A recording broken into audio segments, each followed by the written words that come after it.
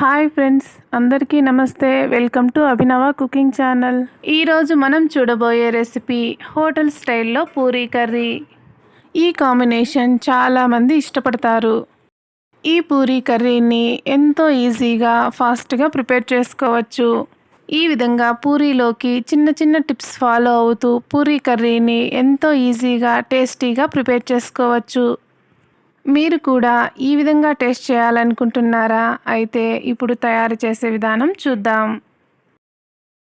ఇలా ఒక medium size ఉల్లిపాయను సన్నగా కట్ చేసి తీసుకోవాలి. 2 రెమ్మల కరివేపాకు, మీడియం సైజ్ టమోటా, అలాగే 4 పచ్చిమిర్చి ఈ విధంగా ముక్కలు చేసి తీసుకుందాం. 1 కప్పు ఆలూని ఉడికించుకొని ఈ విధంగా స్మాష్ చేసి పక్కన పెట్టుకోవాలి.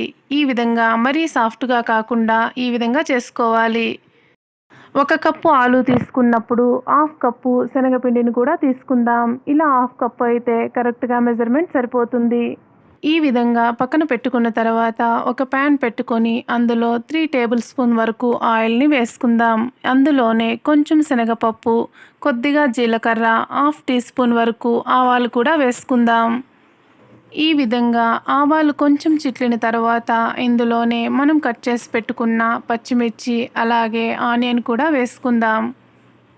ఇలా వేసుకున్న తర్వాత 1 మినిట్ పాటు పచ్చివాసన పోయేంత వరకు వేయించుకోవాలి. ఇందులోనే మనం కట్ చేసి పెట్టుకున్న టమోటా అలాగే కరివేపాకు కూడా వేసుకొని బాగా మిక్స్ చేసుకుందాం. ఈ ప్రాసెస్లో మంటను లో ఫ్లేమ్లో పెట్టుకొని ఒక పెద్ద బౌల్ తీసుకొని అందులో హాఫ్ కప్పు వరకు తీసుకున్న శనగపిండిని వేసుకొని వాటర్ కొద్దిగా వేసుకుంటూ ఈ విధంగా మిక్స్ చేసుకోవాలి. వాటర్ ఒకేసారి యాడ్ చేయడం వలన శనగపిండి ఉండలు కడుతుంది. అందుకోసమే మనం ఈ విధంగా కొద్దిగా వాటర్ యాడ్ చేసుకుంటూ మిక్స్ చేసుకుందాం. చూసారుగా, ఈ విధంగా ఉండలు లేకుండా కలుపుకోవాలి. ఇందులోనే మనం హాఫ్ కప్పు శనగపిండికి 3 కప్పుల వరకు వాటర్ యాడ్ చేసుకుందాం. ఈ విధంగా యాడ్ చేసుకుంటేనే మనకు పూరీ కర్రీ మరి తిక్కుగా కాకుండా పలుచగా కాకుండా మీడియంగా ఉంటుంది. ఈ విధంగా వాటర్ మొత్తం యాడ్ చేసుకున్న తర్వాత ఒకసారి బాగా మిక్స్ చేసుకోవాలి. ఉండలు ఏమాత్రం ఉండకుండా చూసుకోవాలి. చూసారుగా, ఈ విధంగా ఉంటే కరెక్ట్గా సరిపోతుంది.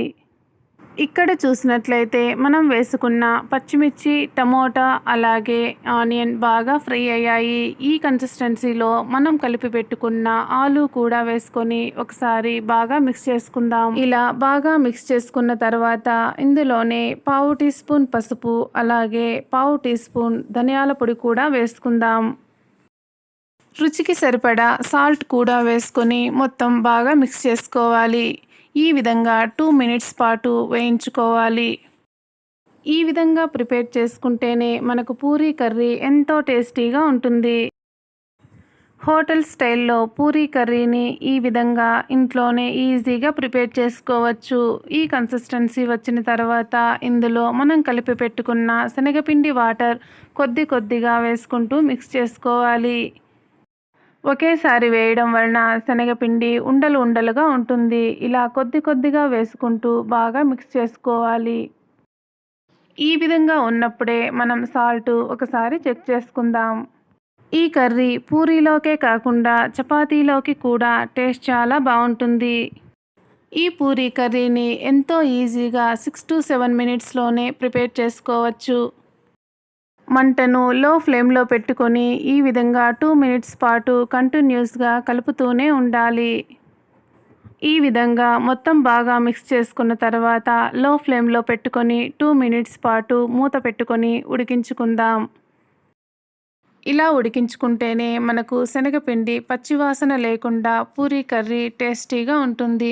చూసారుగా, మరీ తిక్కుగా కాకుండా అలాగే పలుచగా కాకుండా ఈ విధంగా ఉండాలి. ఇలా ఉంటేనే మనకు పూరీలోకి కాంబినేషన్ చాలా బాగుంటుంది. అంతేనండి, పూరీ కర్రీని ఎంతో ఈజీగా ప్రిపేర్ చేసుకోవచ్చు. మన ఛానల్ని మొదటిసారిగా చూస్తున్నట్లయితే తప్పకుండా సబ్స్క్రైబ్ చేసుకోండి. పక్కనే ఉన్న బెల్ ఐకాన్ క్లిక్ చేయండి. ఏ రెసిపీ పోస్ట్ చేసినా మీకు వెంటనే నోటిఫికేషన్ వస్తుంది. అలాగే లైక్ చేయండి, షేర్ చేయండి. ఈ రెసిపీ ఎలా ఉందో తప్పకుండా కామెంట్ చేయండి. Thank you for watching. Have a nice day.